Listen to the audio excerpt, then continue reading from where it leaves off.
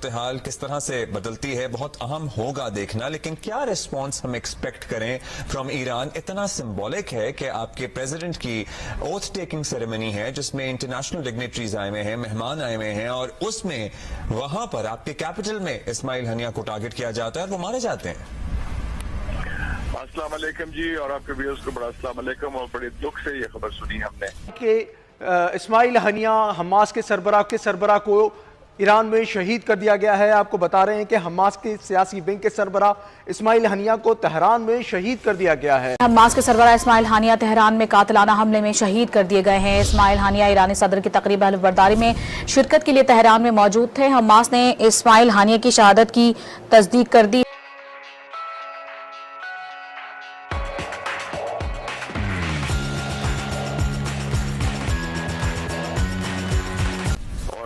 فلسطینی عوام کے اس دکھ میں شریک ہیں، کیونکہ یہ ایک عظیم مجاہد، ایک فریڈم فائٹر کی شہادت آج ہوئی ہے اسماعیل ہنیہ کی، اور وہ طوفان الاقصی جب شروع ہوا تھا 7 اکتوبر 2023 کے بعد، یہ سب سے بڑا دھچکا ہے فلسطینی جنگ آزادی کو، تو ہم ان کے دکھ میں برابر شریک ہیں اور مذمت بھی کرتے ہیں اسرائیلی جارحیت کی، جو بائی دا وے یہ تیسرا بڑا واقعہ ہے پچھلے 35 سالوں میں کہ اسرائیلی سیکیورٹی نے اور موساد نے ان کے عظیم مجاہدین کو شہید کیا ہے۔ 1988 میں ابو جہاد تھے الفتح کے لیڈر، ان کو ٹیونس میں شہید کیا گیا۔ پھر شیخ احمد یاسین جو فاؤنڈر تھے حماس کے 2004 کو غزہ میں شہید کیا گیا، اور اب اسماعیل ہنیہ کو، اور اس سے پہلے آپ کو یاد ہوگا کہ ان کے 3 بیٹوں کو بھی شہید کر دیا گیا۔ یہ میں سمجھتا ہوں کہ اسرائیل نے جو کام کیا ہے یہ ایک صرف شہادت نہیں ہے اسماعیل ہنیہ کی، لیکن یہ ایک براہ راست حملہ بھی ہے ایران پر، اور یہ ایرانین انٹیلیجنس اور ایرانین سیکیورٹی کا بھی ایک فیلئر ہے۔ میں سمجھتا ہوں ان کی بھی ایک ناکامی ہے کہ ان کے ایک جو مہمان تھے اور ان کے صدر کے لیے جو ان کا رہنمائی کی تقریب کے لیے آئے تھے ذاتی مہمان، ان کو ان کے گھر میں جا کے مارا گیا۔ تو یہ اس سے کافی بڑا ریئیکشن ہوگا۔ ایران کا ریئیکشن ڈائریکٹ بھی ہو سکتا ہے، انڈائریکٹ بھی ہو سکتا ہے۔ انڈائریکٹ کا مطلب ہے کہ ایران کے جو حلیف ہیں، حزب اللہ لبنان میں، حوثیز یمن میں، یا حماس اور فلسطینی اسلامی جہاد، وہ تو ہیں مقبوضہ فلسطین میں، ان کے تھرو بھی ہو سکتا ہے جو اسرائیل کے خلاف لڑ رہے ہیں، اور ڈائریکٹلی بھی اب ایک ہوگا، کیونکہ آگے ایران کے 2 اور لوگ آپ کو پتہ شہید ہو چکے ہیں۔ محسن فخری زادے اسرائیلی انٹیلیجنس سے جو ان کا ڈاکٹر ایکیو خان تھے، نیوکلیئر بم کے فادر کہتے ہیں، ان کو نومبر 2021 کو تہران میں شہید کیا گیا تھا تھرو انٹیلیجنس، آرٹیفیشل انٹیلیجنس، بڑا سوفسٹیکیٹڈ آپریشن تھا۔ اور اس سے پہلے امریکی ڈرون نے قاسم سلیمانی کو جنوری 2020 میں بغداد میں شہید کیا تھا۔ تو یہ ایک نیا نارمل لگتا ہے مڈل ایسٹ پالیٹکس میں آ جائے گا، اسیسینیشن، اور یہ جو جنگ کا بڑھنے کا خطرہ بڑھ گیا ہے۔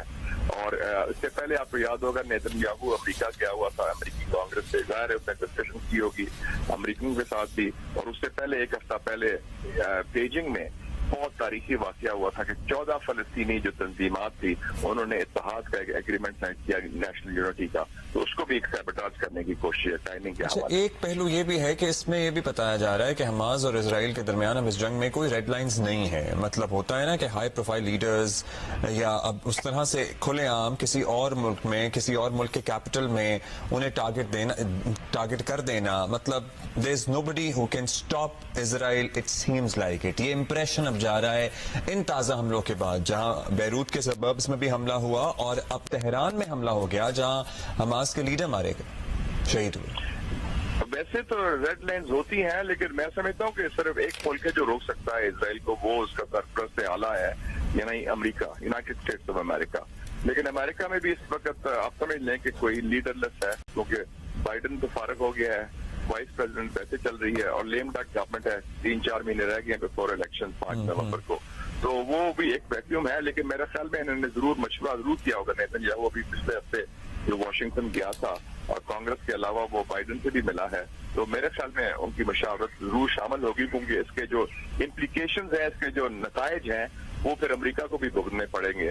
تو میرا اپنا مشاہدہ ہے کہ اس میں مشاورت میں شامل ہوں گے، لیکن چونکہ نیتن یاہو بھی اپنی سروائیول کی جنگ لڑ رہا ہے، اس کو پتہ ہے جس سے جنگ ختم ہوئی وہ فارغ ہے، تو اس نے بھی اب وہ ریڈ لائنز کراس کر دی ہیں اور اب دوسری طرف سے بھی اسی قسم کا رسپانس متوقع ہے. ریڈ لائنز ہوتی ہیں لیکن اٹ سیمز لائک کہ وہ ایک ریڈ لائن کراس ہوئی ہے. اسماعیل ہنیہ کو ٹارگٹ کیا ہے تہران میں تقریب حلف برداری کے ایونٹ کے بعد ایران میں. سو آپ کو لگتا ہے کہ امریکہ آن بورڈ ہوگا یا نیتن یاہو اپنی سروائیول کی جنگ لڑ رہے ہیں تو وہ اب آل آؤٹ جانے کا فیصلہ کر چکے ہیں؟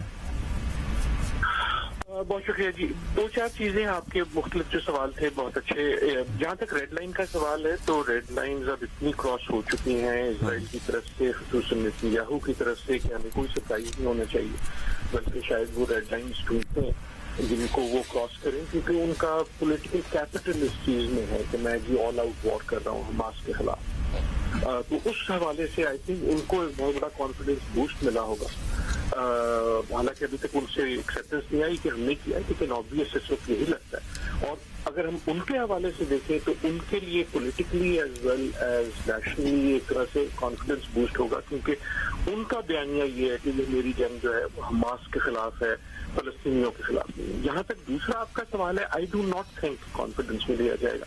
اس وقت اسرائیل اور امریکہ میں کانفیڈینس ہے نہیں زیادہ, خصوصاً حکومتی سطح پہ. جس کا یہ مطلب نہیں ہے کہ امریکہ اسرائیل کے ساتھ نہیں ہے, بالکل ساتھ ہے, بہت ضرور سے بہت زیادہ ساتھ ہے.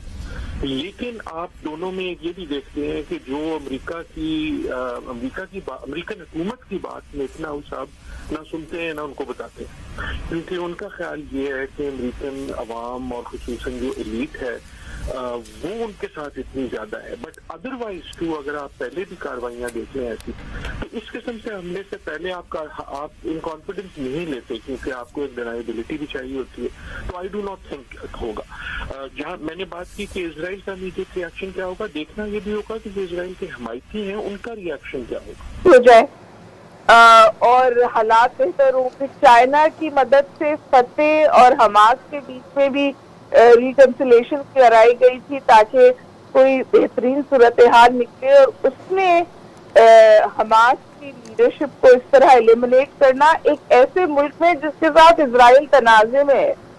دیکھیے یہ ان کی پبلک اپیئرنس تھی, وہ ہائیڈنگ سے باہر آئے تھے, تو یقیناً اس کانفیڈنس کے ساتھ باہر آئے تھے کہ وہاں پر ان کی کلی پروٹیکشن ہوگی. نہ صرف یہ کہ ان کو مارا گیا ہے بلکہ ایرانین سوائل پہ مارا گیا ہے. تو یہ تو ایران کی جو ریڈ لائن ہے, انٹرنیشنل لا کی جو ریڈ لائن ہے, وہ بھی اسرائیل نے وائلیٹ کی ہے. جب دنیا چاہ رہی ہے کہ یہ تنازع ختم ہو, یہ تو تنازع کی ایکسٹینشن کی شروعات ہے, کیونکہ یہ صرف ہانیہ کی اسیسینیشن نہیں ہے, یہ ایران کی سوورینٹی کی وائلیشن. اچھا ہما بقائی صاحبہ یہی بتائیے گا, جیسا کہ آپ نے کہا کہ وہ سامنے آ رہے تھے اور وہ یہی چاہتے کہ مذاکرات سے اس تمام تر صورتحال پر کنٹرول کیا جا سکے, کوئی حل نکالا جا سکے, اس تنازع کو ختم کیا جا سکے. آپ اس تمام تر صورتحال میں آپ کیا دیکھ رہے ہیں کہ حالات کس طرف جا سکتے ہیں اور کتنا بڑا نقصان ہو سکتا ہے, اور یہ تنازع ختم ہوگا بھی یا کہ نہیں, یہ مزید بڑھ جائے گا؟ اس سے تو تنازع کی بڑھنے کے بہت زیادہ چانسز, کیونکہ ایران سے اگر ایران امیڈیٹلی ریئیکٹ نہیں کرتا, لیکن ایران ریسٹرینٹ کے ساتھ ریئیکٹ کرتا ہے. ڈیفینیٹلی اسرائیل نے ایک اور ریڈ لائن کراس کی ہے. ہانیہ صاحب نے بھی بہت بریوری کا مظاہرہ کیا تھا اس پبلک اپیئرنس کے بعد, اور میں کل جب میں نے ان کی فوٹیج دیکھی تھی میڈیا پہ, تو آئی واز ونڈرنگ کہ یہ کیسے ہوا ہے. اور آج سمجھے اسرائیل نے ریئیکٹ کر دیا, اور پھر جب اس قسم کا ایک آپریشن ہوتا ہے تو آپ دیکھیں کہ یہ کتنا سوفسٹیکیٹڈ آپریشن ہے, کیونکہ تقریباً ایک دشمن ملک میں انہوں نے جا کر حماس کی لیڈرشپ کو ایلیمنیٹ کیا ہے. اور میرا خیال ہے کہ ایران کی طرف سے ابھی تک تو میں نے کوئی جواب نہیں دیکھا ہے, لیکن رسپانس آئے گی, اور حماس کو ظاہر ہے کہ بہت بڑا نقصان ہوا ہے.